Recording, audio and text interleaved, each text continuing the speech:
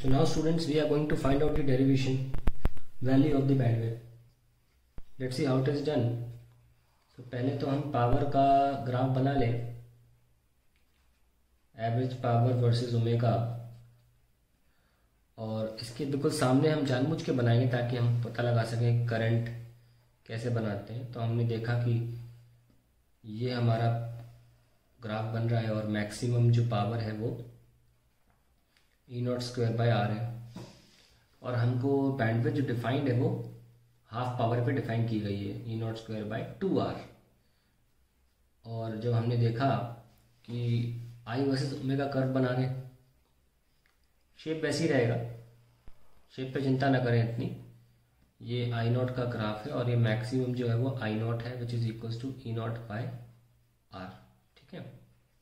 और जैसे यहाँ पे आधे पर डिफाइन है, तो मैंने यहाँ पे जैसे अज्यूम किया था कि लेट दैट करंट भी I01, जहाँ पर हमारा ये करंट है I01 मान लिया था हमने इसको, इस पर हमारी बैंडविड्थ आएगी। सो हम ये कहते हैं कि I01 is that current for which power is half of maximum power at resonance. तो I01 के लिए पावर कैसे लिखेंगे? लिखेंगे I01 का स्क्वायर इंटू R, जो कि नॉर्मली फॉर्मूला होता है। I²R पढ़ा है 10वीं क्लास में, वही लिख रहा हूँ।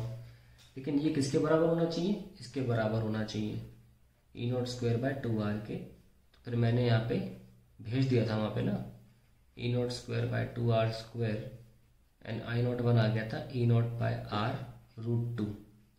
फिर हमने यहाँ बताया भी था कि I0 मैक्स जो करंट होता है, मैक्सिमम करंट I0 मैक्स, वो खुद E0/R के बराबर होता है। तो वहाँ से पता लग गया कि I0/√2 के बराबर का करंट पर हमको बैंडविड्थ मिलेगी। तो अंग्रेजी में लिख लेते हैं, we will get side frequencies at current I equals to I0/√2। ये हमारे लिए मोस्ट इंपॉर्टेंट पॉइंट सामने आता है। आइए अब इसको लिख लेते हैं ठीक से। अब हम बैंडविड्थ कैसे प्रूफ करेंगे, लेट अस सी।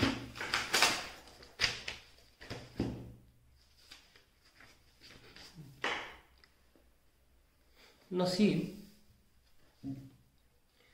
कि हमने बोला कि जो करंट है I01 वो किसके बराबर आया? I0/√2 के बराबर आया। और इसको हम लिख सकते थे I0/√2 को वापस हम in the form of E0/R लिख सकते हैं, बिकॉज I0 जो था वो E0/R था। यस और no? I0 max was E0/R. Now we have another way of writing I01, and what is that way? It is, क्योंकि ये वो करंट है जब रेजोनेंस तो था नहीं, है ना। ये तो कोई भी रैंडम करंट है। आप पहले ग्राफ बना लेते हैं ताकि क्लियर हो जाए बात मैं क्या कहना चाह रहा हूँ। ये I01 जो है ये रेजोनेंस वाला करंट नहीं है, ये कोई और करंट है ना। And which can be written as, और ये इस करंट पर ऑब्वियसली देखो यहाँ पर रेजोनेंस पर ही XL = XC था, ये सुन लो, इसलिए जो Z था वो R के बराबर हो गया था। लेकिन यहाँ पर तो नहीं है ना ऐसा, सिर्फ यहीं पर तो था Z = R, यहाँ पर तो Z प्रॉपर Z के बराबर होगा। तो Z के टर्म में कैसे लिखोगे इसे? सो इन टर्म्स ऑफ इम्पीडेंस, बिल्कुल ये तो नॉर्मली लिखा जाएगा। I01 को ऐसे भी लिख सकते हैं, also is equals to E0/Z, which is E0/XL - XC का स्क्वायर प्लस R का स्क्वायर। यस और नो?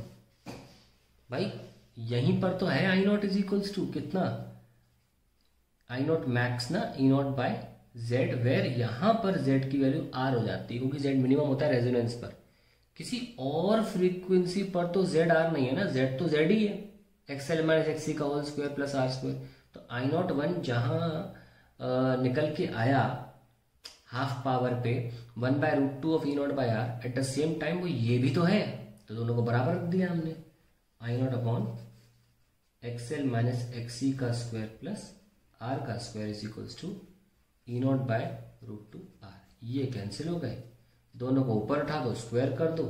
XL माइनस XC का square plus R square is equals to 2R square, या XL माइनस XC का square is equals to R square. ये वहाँ भेज दिया, ये हमारा टर्म आ गया। आइए इसको आगे बढ़ाते हैं। So now we have XL minus XC is equals to plus minus R। This can be written as omega L minus 1/ωCS plus minus R ना, क्योंकि हमें दिख रहा है कि ये एक क्वाड्रेटिक बनेगी हमारी ओमेगा में, तो ऑब्वियसली एक रूट होगी ω1 माइनस 1/ω1C, इसको हम दे देते हैं माइनस R, और एक रूट हमारी बनेगी ω2L minus 1/ω2C, will give it plus R। ये फर्स्ट इक्वेशन और ये सेकंड इक्वेशन। आप क्वाड्रेटिक से भी सॉल्व कर सकते हैं, लेकिन ये आसान तरीका है। हम कोई क्वाड्रेटिक तो पढ़ा नहीं रहे आपको कि आपको ओमेगा निकालना आ रहा है क्वाड्रेटिक से। हमको पता है कि दो रूट्स आएंगी, एक रूट से एक इक्वेशन बन जाएगी, एक रूट से दूसरी, और इनको ऐड करते हैं। ऐडिंग क्या मिलेगा, ω1 plus ω2L minus 1/C 1/ω1 plus 1/ω2 is 0। ω1 plus ω2L minus 1/C ω1 plus ω2 upon ω1 ω2 equal to 0। ये कॉमन लेके वहाँ भेज दो, काट दिया, so L is equals to 1/C ω1 ω2, ये आ गया। तो we can write ω1 ω2 is equals to 1/LC। ये वहाँ भेज दिया, L नीचे ले आए। आप बताइए क्या लिखा हुआ है, ये रेजोनेटिंग फ्रीक्वेंसी का स्क्वायर है, क्योंकि रेजोनेटिंग फ्रीक्वेंसी थी 1/√LC। स्क्वायर करोगे तो उसका रूट सॉल्व हो जाएगा, ऐसा हो जाएगा। तो हमने क्या सीखा कि रेजोनेटिंग फ्रीक्वेंसी जो होती है वो square root of side frequencies होती है। हमको पता है साइड फ्रीक्वेंसीज क्या थी, ये वो फ्रीक्वेंसी थी जहाँ पावर जो था वो अपनी मैक्सिमम का आधा था, रेजोनेंस पर जो मैक्सिमम थी उसका आधा था। तो इनको हम साइड फ्रीक्वेंसीज भी बोलते हैं, या upper and lower half frequencies, lower half frequencies भी बोला जाता है। Maximum power, half maximum power, ये लिख सकते हैं आप। Upper and lower half maximum power frequencies, पहली वाली लोअर है और दूसरी वाली अपर है, आधी आधी पावर पे। तो इसको मैथमेटिक्स में बहुत इंपॉर्टेंट शब्द से बोला भी जाता है दैट। अगले पेज पे लिख लेते हैं। हमने देखा कि ओमेगा नॉट क्या है, ω1 ω2 की resonating frequency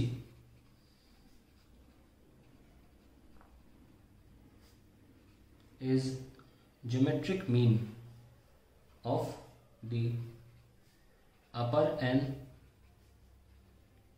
lower half power frequencies,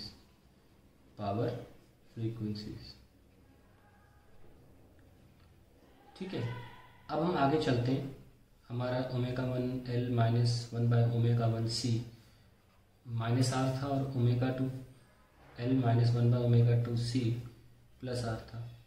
आइए इनको हम सब्ट्रैक्ट कर लेते हैं, और अपना ग्राफ बना के रखिए। यहाँ पे ये ω1 है और ये ω2 है, और ω2 यहाँ तक, ω1 यहाँ तक, माइनस ω1 हमारा बैंडविड्थ है BW।